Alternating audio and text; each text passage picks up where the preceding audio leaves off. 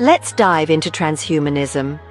It's a term you might have heard, perhaps in science fiction, but it represents something very real and increasingly relevant to our future. A movement that's not just science fiction, but a real growing philosophy, gaining traction in scientific, technological, and philosophical circles. It's a conversation that's happening now, shaping the potential trajectory of human development. It's the belief that we should use science and technology to radically enhance ourselves, pushing the boundaries of what's currently considered humanly possible. Not just fix what's broken, but to actively improve and augment our capabilities beyond their natural limits. Imagine going beyond glasses or hearing aids. These are mere corrections.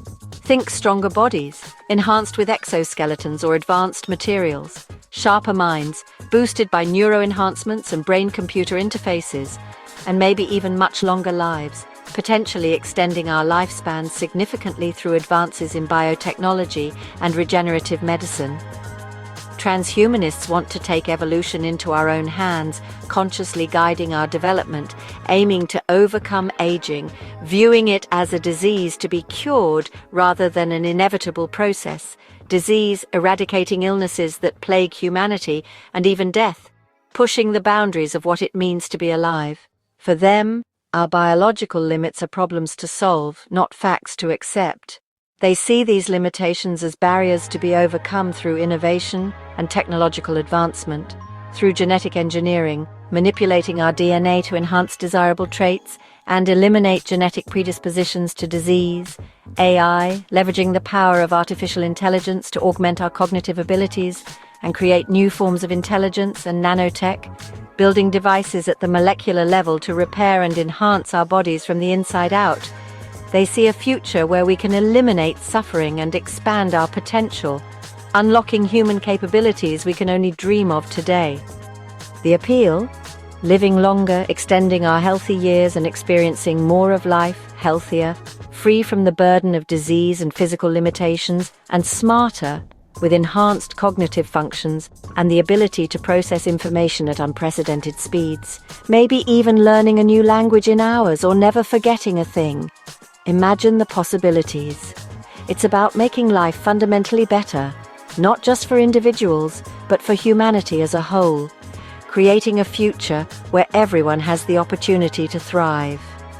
We've always used tools to extend our abilities, from the earliest stone implements to the complex technologies we have today. Transhumanism just takes that to the next level, making our own biology the ultimate tool, the final frontier for innovation and improvement. Some even imagine a post-human future, a world transformed by these advancements, where we become so advanced we're almost a new species, transcending our current limitations and evolving into something beyond our present comprehension. It's a bold, mind-bending vision that excites and challenges our deepest ideas about what it means to be human, forcing us to confront fundamental questions about our nature and destiny. So, why are people so drawn to this? Because it promises a future where we're not just surviving but thriving, reaching our full potential and living lives of purpose and fulfillment. The journey from stone tools to smartphones was just the beginning. It showcases our innate drive to improve and innovate. Now the next step could be transforming ourselves, taking control of our own evolution and shaping the future of humanity.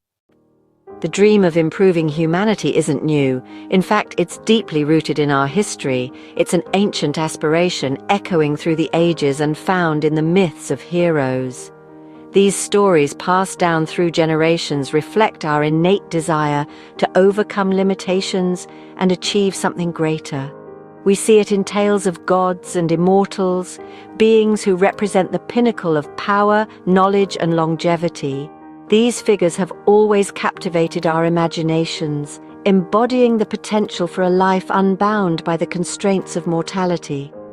But transhumanism, as we specifically define and know it today, really took shape in the 20th century, emerging from a confluence of scientific advancements and philosophical inquiries. The formal articulation of these ideas gained momentum, especially after Julian Huxley, a renowned biologist and humanist, officially coined the term transhumanism in 1957. Huxley envisioned humanity's destiny as actively transcending its current limitations, pushing beyond the boundaries of what was then considered possible for the human condition.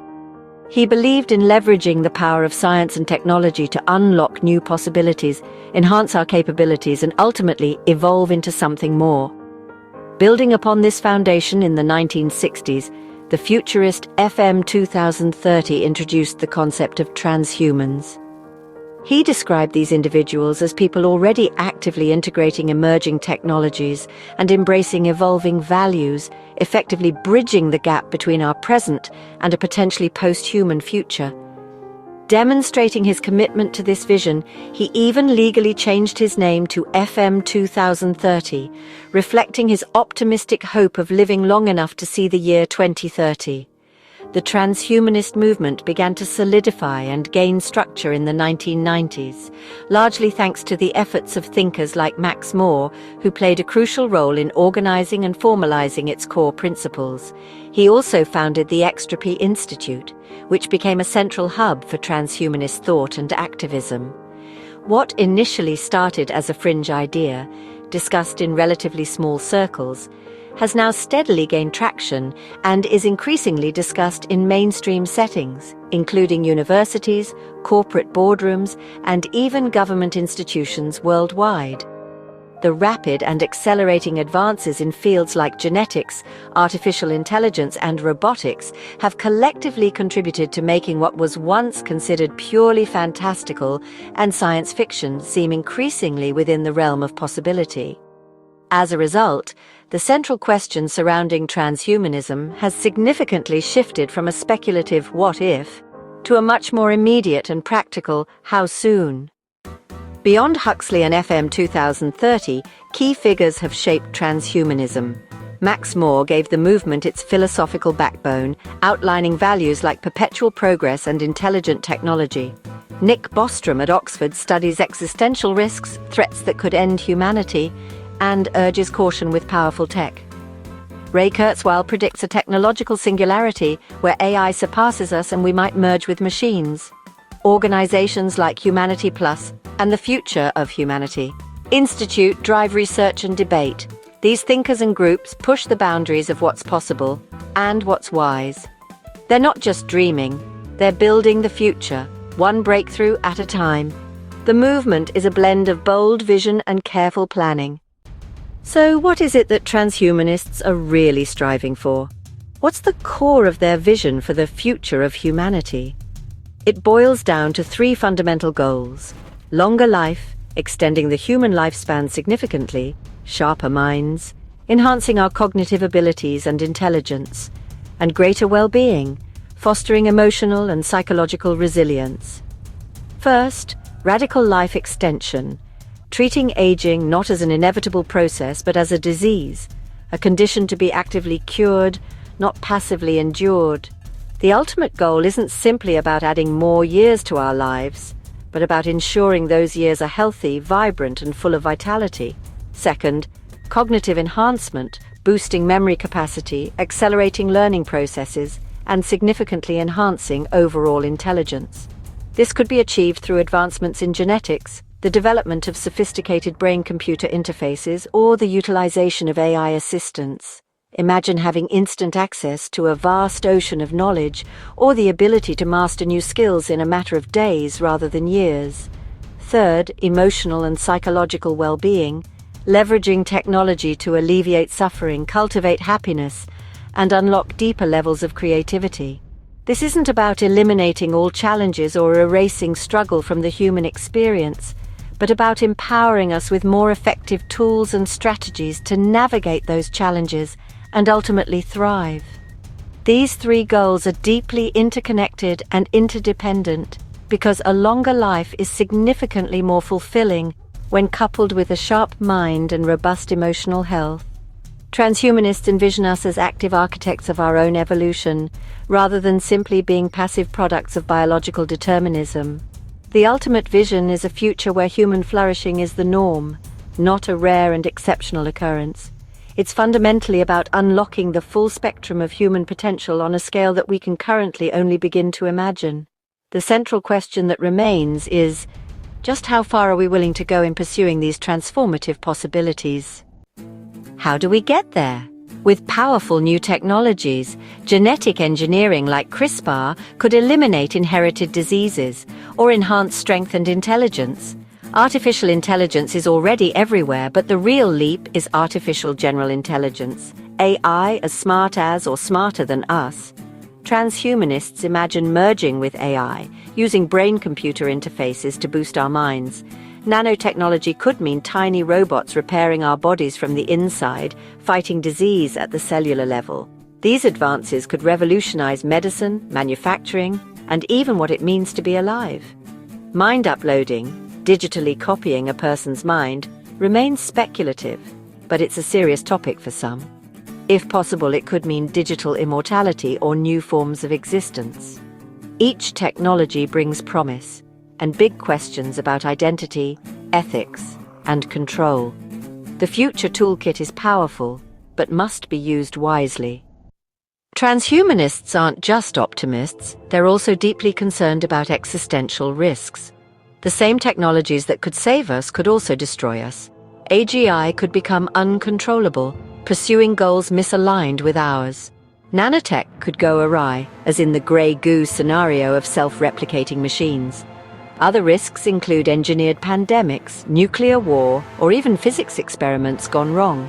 The point isn't fear, it's responsibility identifying risks so we can prevent them. The future demands caution as much as ambition.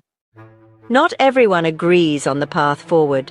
Supporters argue transhumanism is about reducing suffering and maximizing human flourishing.